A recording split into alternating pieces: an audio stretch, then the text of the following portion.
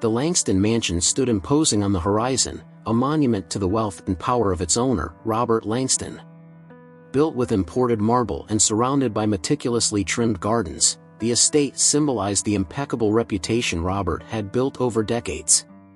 To the public, he was the generous philanthropist, the unbeatable magnate, a man who turned everything he touched into gold. But within those walls, far from admiring eyes, secrets threatened to permanently tarnish his legacy. Amara Davis was a 22-year-old young woman working as a maid in the Langston mansion. Her smile lit up the hallways, but her position in the house was clear, invisible to most, valued only as long as her work was flawless. She came from a humble family in a peripheral neighborhood of the city. For Amara, the job was a chance to help her parents pay the bills and perhaps save money to return to college, a dream interrupted by her family's financial struggles. Robert noticed her from the beginning.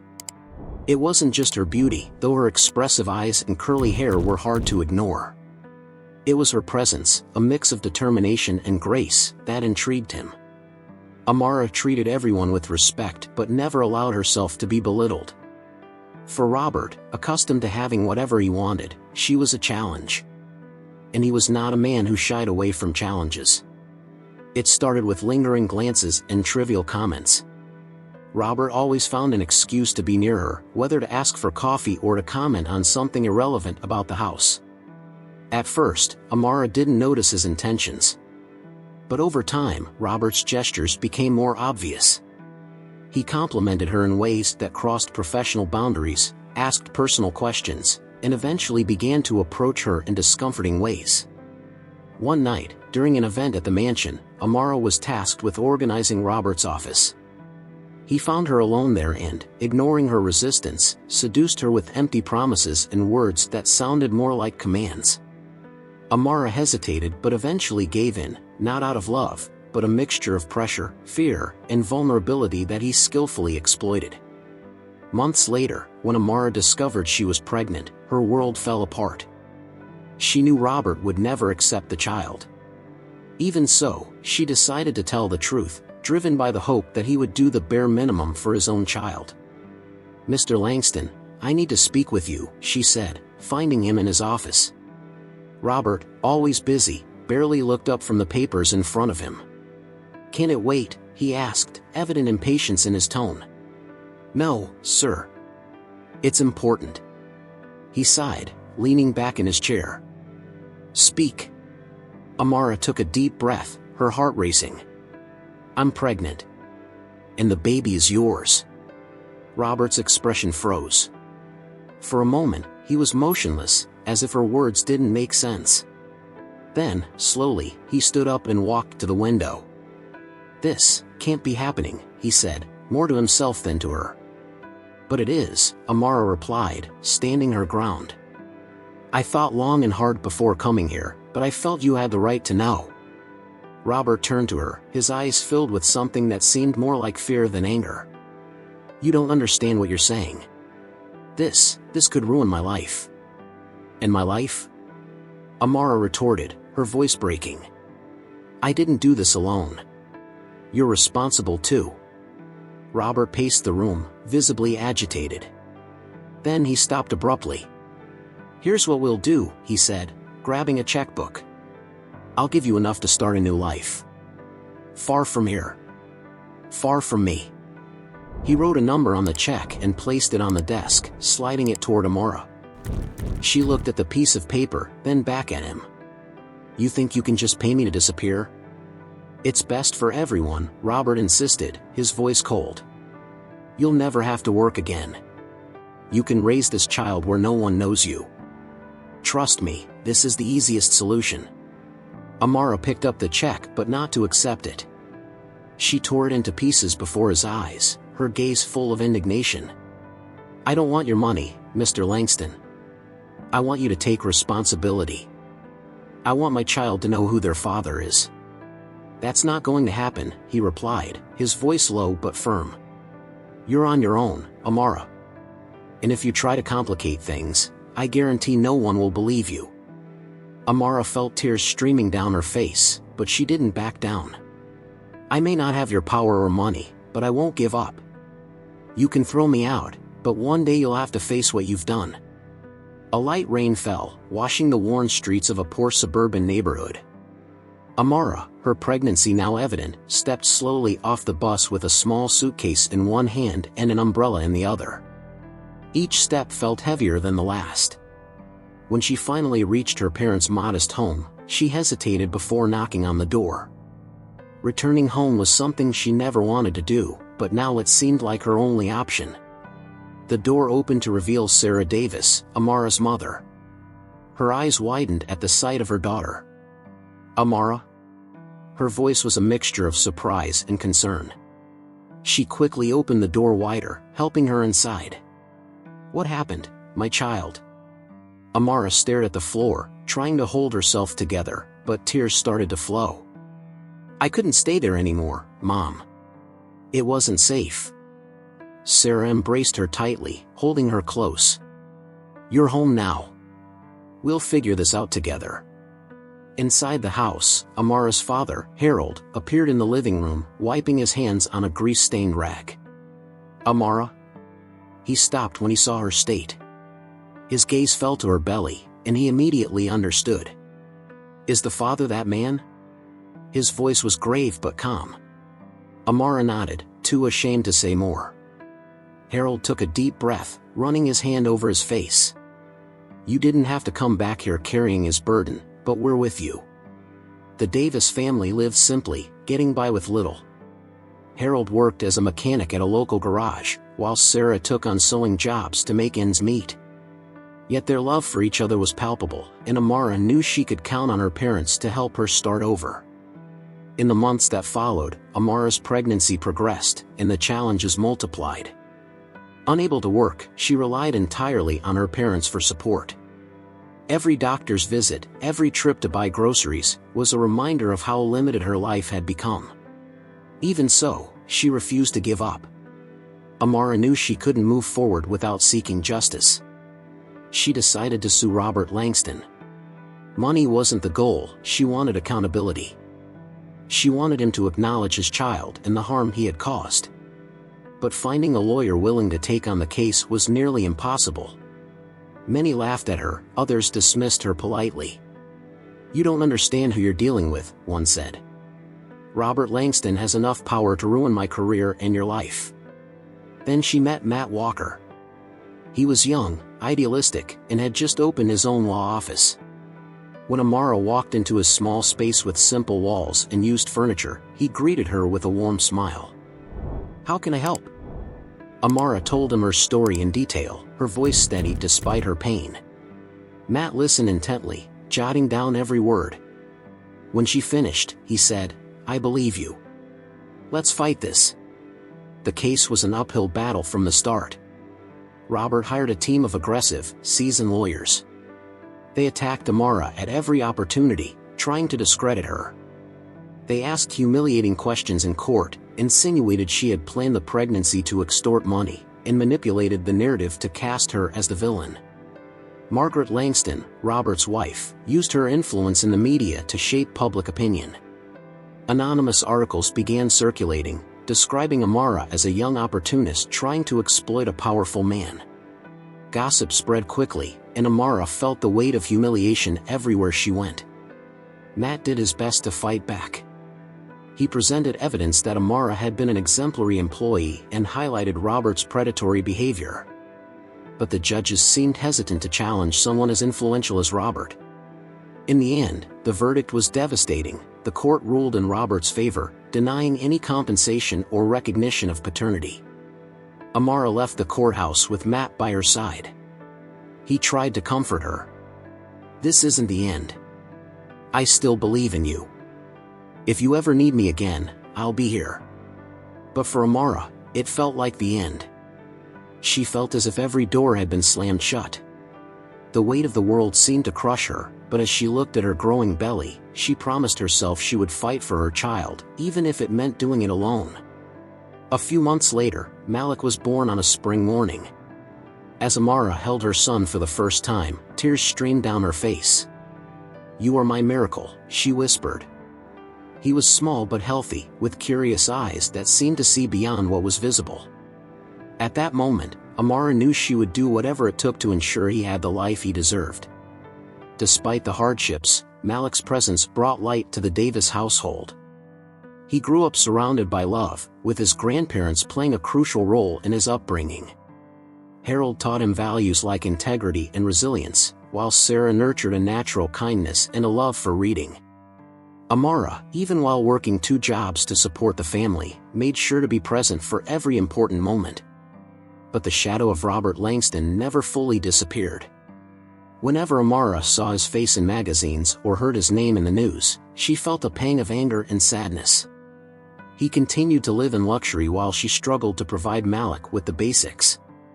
Yet she knew there was something in Malik that Robert would never have, a pure heart shaped by adversity. Time seemed to fly since Malik's birth, but the early years of his life were etched in Amara's memory as if they had happened yesterday. Raising a child as a single mother in difficult circumstances was no easy task, but every smile, every word, and every milestone made it all worthwhile. He was a curious baby from the very beginning. Even in his first months, his large, bright eyes seemed to absorb everything around him. Amara, exhausted after long shifts at work and sleepless nights, found joy in every discovery he made. Malik began babbling words before his first birthday, and the first time he said "Mama" was a moment Amara would never forget. It was as if that tiny being had the power to erase all the sadness and frustrations in her life. As he grew, Malik spent much of his time with his grandparents. Harold, despite his exhaustion from working as a mechanic, loved teaching his grandson little tricks. He would take Malik to the garage on weekends and show him how the tools worked. "Here, hold this," Harold would say, handing him a screwdriver while Malik watched with attentive eyes. Sarah, on the other hand, was the guardian of Malik's emotional education. When Amara was away at work, Sarah would read Malik stories about resilience and courage. "Never give up on what you believe in," she would say at the end of each story. Malik listened intently, as if those words were absolute truths he would carry with him forever. At school, Malik was a bright student. He learned quickly and seemed genuinely interested in everything, from science to literature. His teachers often praised his curiosity and determination. "Malik has immense potential," one teacher remarked during a parent-teacher meeting. "He asks questions most students wouldn't even think to ask." Amara did her best to support her son, even with their limited resources. She saved every penny she could to buy extra books and school supplies, determined to give Malik the tools he needed to explore his talents. Malik, in turn, seemed to understand his mother's struggles and made a point of helping her whenever he could. By the time he was 8 years old, he was already making his own bed, helping in the kitchen, and even fixing his bike with lessons he had learned from his grandfather. One afternoon, while Amara was cooking in the small kitchen of their home, Malik burst in with a piece of paper in his hands. "Mom! Look at this," he exclaimed, holding up a certificate from a school science fair. He had built a small model of the solar system using recycled materials, and the excitement on his face was infectious. Amara took the paper, examining it with pride. "I knew you could do it, Malik. You're amazing." "I want to be a scientist someday, Mom," he said, his eyes shining. "I want to discover new things and help people." She crouched down to his level, holding his small hands. "You can be anything you want, my love. And I'll be here to help you get there." These moments were what kept Amara going, even on the hardest days. But raising Malik also came with its challenges. He began asking questions that Amara didn't know how to answer. One afternoon, when he was about 9 years old, he asked casually, "Mom, why don't I have a dad like the other boys at school?" The question caught Amara off guard. She took a deep breath before answering, choosing her words carefully. "You do have a dad, Malik. But he's not with us. That doesn't mean he doesn't think about you, but sometimes people make mistakes and don't know how to fix them." Malik frowned, clearly trying to process the information. "Do you think he misses me?" Amara hesitated, fighting back tears. "I hope so, my love. Because there's no way he couldn't miss someone as special as you." He nodded, though his questions weren't fully answered. Malik always seemed to understand more than his age suggested. He didn't press further, but the conversation stayed with both of them. Despite the difficulties, Malik never let the absence of a father define his life. He continued to excel at school and find joy in the little things. When he wasn't reading or coming up with wild experiments, he was helping his grandfather at the garage or playing with the neighborhood kids. Amara made a point to remind Malik that he was loved and enough, regardless of their circumstances. "You're strong, Malik. And what matters isn't what we have, but who we are," she would often say. These lessons shaped Malik into a kind and determined boy. He didn't have everything he wanted, but he always knew he had everything he needed, a family that loved him unconditionally. And so, the years passed. Malik grew up surrounded by love and resilience, qualities that would prepare him for the challenges to come. Amara knew the world could be cruel, but she also knew she had raised a boy ready to face it head-on. The golden light of late afternoon filtered through the patched curtains of the modest Davis family home, illuminating the cozy scene of Malik sitting on the floor with a book open in his lap. He was 10 years old, but his curiosity and intelligence far exceeded his age. His curly hair was messy, and he frowned slightly as he read with great focus. Every few lines, he paused to jot something down in a notebook beside him. "Why is Earth called the blue planet if it's brown in many places?" he asked without looking up from the book. Amara, in the kitchen preparing a simple stew, smiled as she heard the question. "Because most of Earth is covered by water, Malik. That's what you see when you look at it from space." "Oh, that makes sense," he replied, satisfied with the explanation, before returning to his book. It was an ordinary day in their lives, but Amara never underestimated the significance of these peaceful moments. Raising Malik wasn't easy, but he made it all worthwhile. He was a smart boy with a generous heart. He always shared what little he had, whether it was a toy or a brilliant idea. Even amidst their struggles, he never complained. Harold, Malik's grandfather, entered through the back door, his hands still dirty with grease from the garage. "Who's ready to take a dinner break?" he asked, tossing a rag over his shoulder. "I am," Malik shouted, jumping to his feet. He ran over to Harold, showing him his notebook. "Grandpa, did you know that dinosaurs probably had feathers?" "Feathers?" Harold raised his eyebrows, feigning surprise. "Are you telling me they looked like giant chickens?" Malik laughed loudly, the sound echoing through the house. Amara watched the two with tenderness, but her smile faded when the phone rang. It was rare for anyone to call at this hour. Wiping her hands on her apron, she answered. "Hello? Amara, it's Matt Walker." The voice of her lawyer was serious, lacking his usual lightheartedness. Amara felt her heart skip a beat. It had been years since she'd spoken to Matt. "Matt? What's going on? I don't know how to say this, but Robert Langston is very sick. He wants to see you. And Malik." Amara felt as though the world had stopped. She gripped the phone tighter, her mind struggling to process his words. "Robert wants, what?"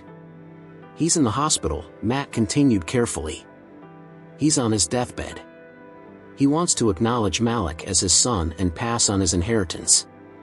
He is asking for forgiveness." A whirlwind of emotions surged through Amara, anger, confusion, and an indescribable weight of sadness. After all these years? After everything he did?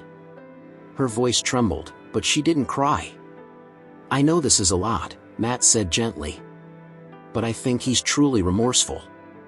He has no one else. You don't have to decide now. I just wanted you to know." Amara remained silent for a few moments, the distant sound of Harold and Malik laughing in the living room echoing in her ears. "I need time to think." "Of course," Matt replied. "If you want to talk more about it, I'm here." She hung up, staring at the phone as if it could give her answers. Later that night, after putting Malik to bed, Amara called her parents to the small kitchen for a conversation. They sat around the tiny table, the smell of stew still lingering in the air. "Matt called me," she began, trying to keep her voice steady. "Robert is dying. He wants to see Malik."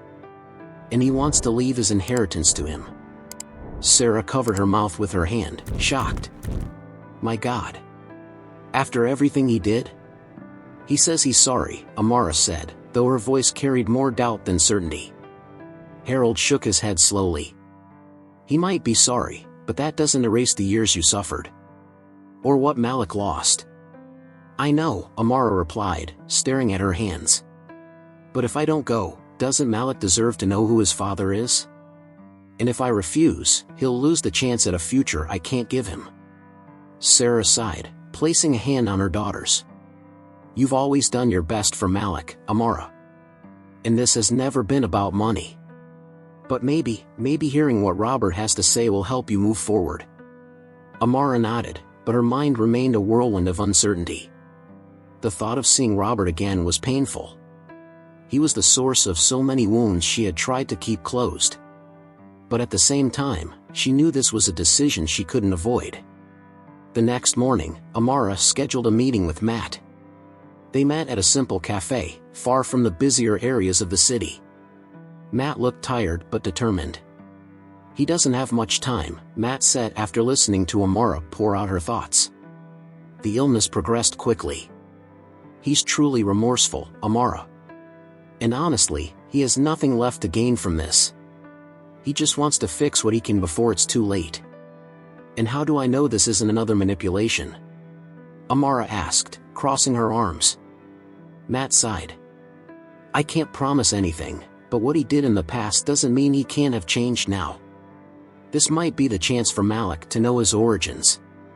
And for you, maybe it's a chance to close this chapter of your life. Amara looked out the window, watching people pass by on the sidewalk. I won't let him hurt Malik, she said finally.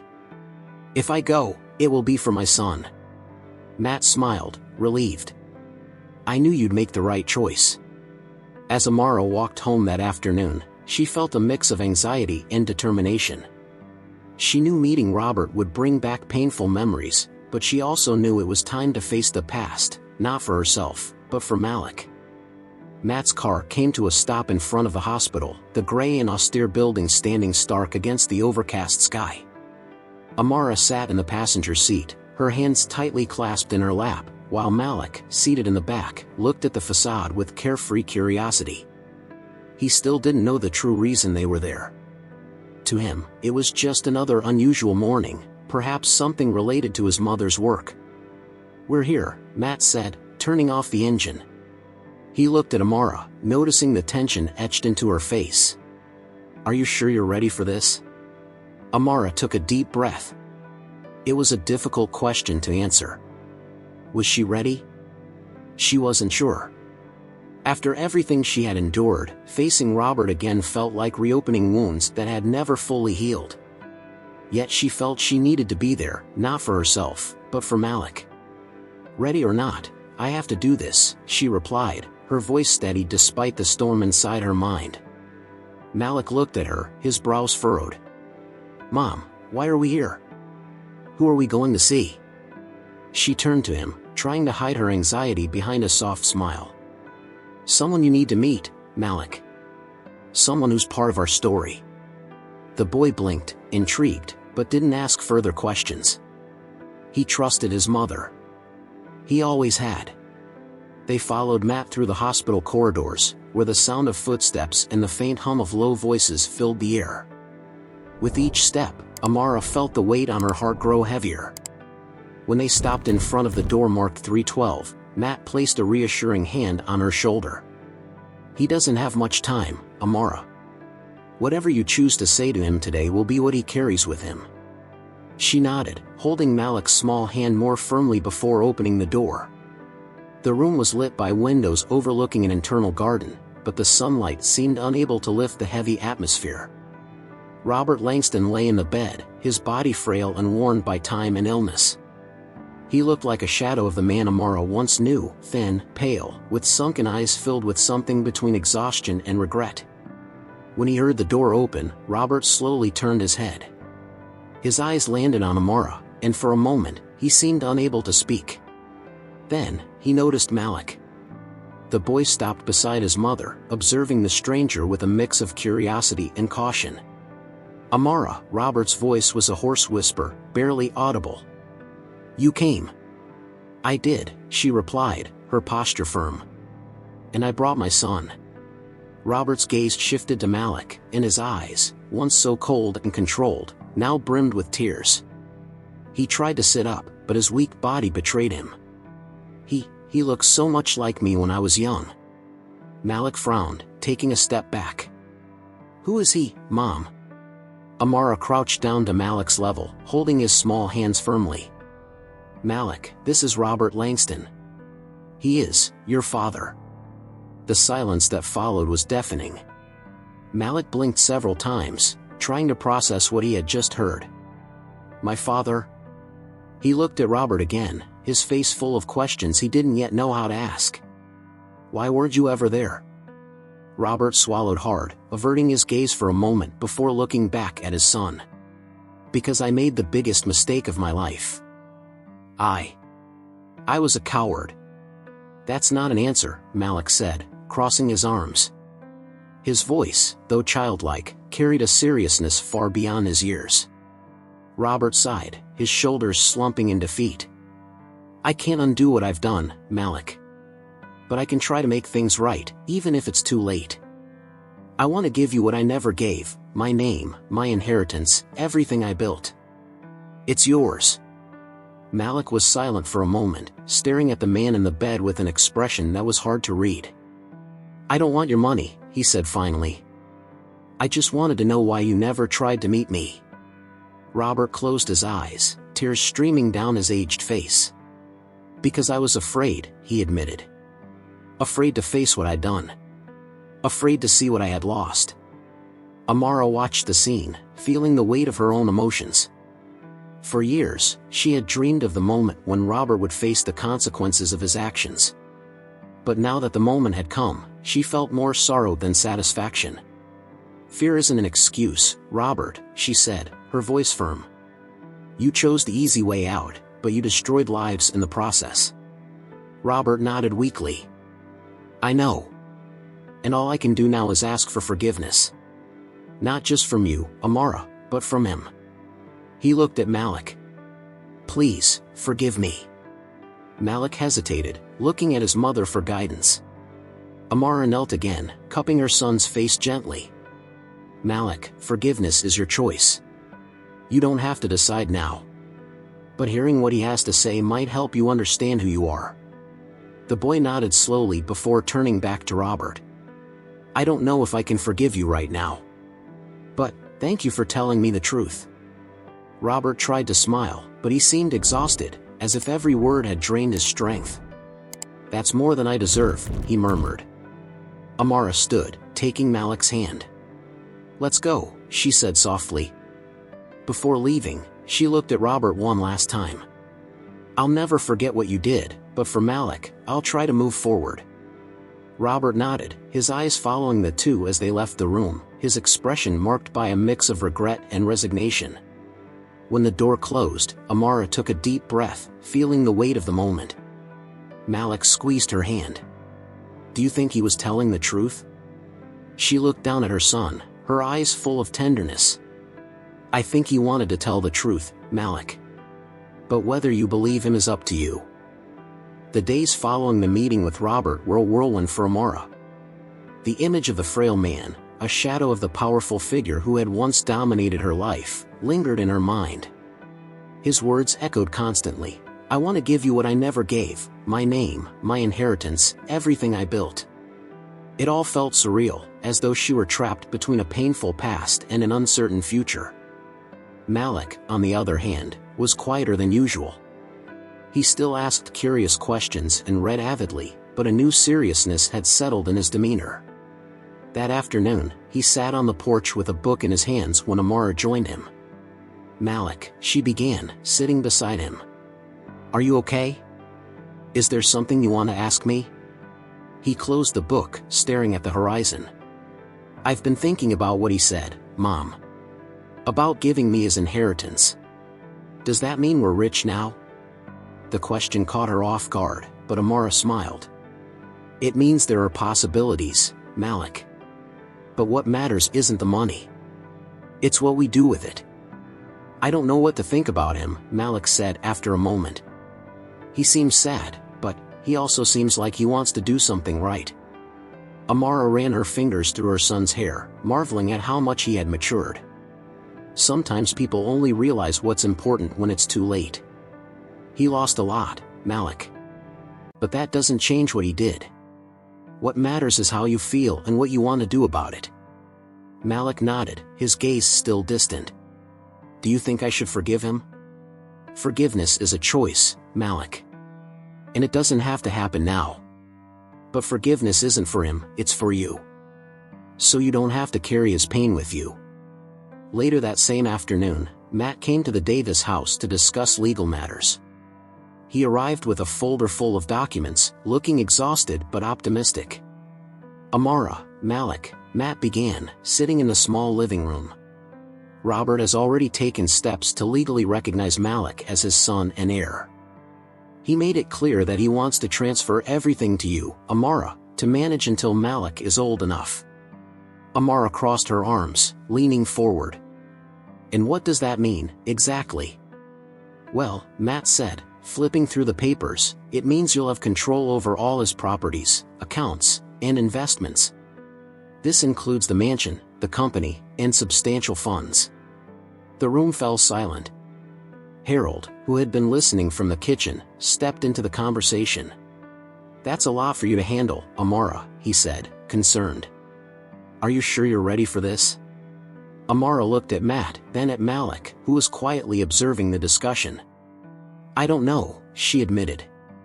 But I can't let this consume us. If I accept, it will be to ensure Malik has the future he deserves. And you won't have to do it alone, Matt said with an encouraging smile. I'm here to help with the legal and administrative parts. And, well, you can decide how to use this fortune. You could continue his work or create something entirely your own. Amara sighed, feeling the weight of the decision. But when she looked at Malik, she knew she would do whatever it took to protect him. 2 days later, Amara and Malik visited the Langston mansion for the first time in years. Matt had arranged the visit so they could evaluate the property and begin to understand what it meant to take over Robert's legacy. The mansion looked as grand as Amara remembered, but now there was a melancholy air about it. The enormous windows let in sunlight, but the hallways were empty, echoing their footsteps. Malik was awestruck, his eyes wide as he explored every corner. I've never been in a place this big, he said, running his fingers over a bookshelf filled with old volumes. Amara looked around, feeling a mix of nostalgia and discomfort. The last time she had been there, she had left humiliated and heartbroken. Now, she was returning as the owner. This is more than I ever imagined, she said quietly to Matt. And it's yours now, he replied with a reassuring smile. As they walked through the mansion, Malik stopped in front of a portrait hanging on one of the walls. It was a painting of Robert in his youth, his expression confident and serious. Malik stared at it for a long time before asking, was he happy here, Mom? Amara hesitated before answering. I think he had everything he wanted, Malik. But what we want isn't always what we need. Malik nodded, as if he understood more than he let on. He continued exploring the mansion, but Amara remained in front of the portrait, deep in thought. She knew that wealth and power didn't automatically bring happiness. But she also knew she had an opportunity to create something meaningful for Malik's future. That evening, back in their modest home, Amara sat with Harold and Sarah to discuss her plans. I want to use part of this money to make a difference, she said. I don't want it to just be about luxuries. I want to help other single mothers, other children who need opportunities. Sarah smiled, proud of her daughter. That sounds exactly like what you've always wanted, Amara. To make a difference. Harold nodded, though he still looked concerned. I just want you to remember one thing, sweetheart. This money doesn't define you. What defines you is what you do with it. Amara held her father's hand, feeling more confident. I'll never forget who I am, Dad. Or where I came from. As she spoke, Malik appeared at the doorway, holding one of the books he had taken from the mansion's library. He looked at his mother and grandparents with a shy smile. "I think he wanted us to do something good with what he left behind." Amara looked at her son, amazed by the wisdom he already displayed. "And that's exactly what we're going to do, Malik." 2 years had passed since that day in the hospital when Amara and Malik saw Robert for the last time. The Langston mansion, once a symbol of opulence and coldness, had become the heart of the Malik Davis Foundation, dedicated to supporting single mothers and underprivileged children. That day, a community event filled the mansion's gardens. Children ran across the lawn, their laughter filling the air, while volunteers organized workshops and served meals. Amara watched everything from a distance, a smile of satisfaction on her face. Beside her, Malik, now 12, held a flyer bearing the foundation's logo, which he had designed himself. "Mom, do you think Grandpa Robert would be proud of this?" he asked, watching the children play. Amara thought for a moment before answering. "I think he would. And more importantly, I think he would be proud of you." Malik smiled, though he was still coming to terms with his connection to the grandfather he barely knew. He understood that the wealth had changed their lives, but also realized that the real impact was in what they had built together. As the sun began to set, Amara and Malik sat under a tree in the garden. "Do you think we've done it, Mom?" he asked. Amara pulled him into a tight embrace. "More than that, Malik. We've turned something painful into something beautiful. And this is just the beginning." In that moment, as they watched the horizon painted in golden hues, mother and son felt a certainty that they had created a future rooted in love, resilience, and hope. If you enjoyed this story, don't forget to subscribe to the channel, like the video, leave a comment, and check out our next story.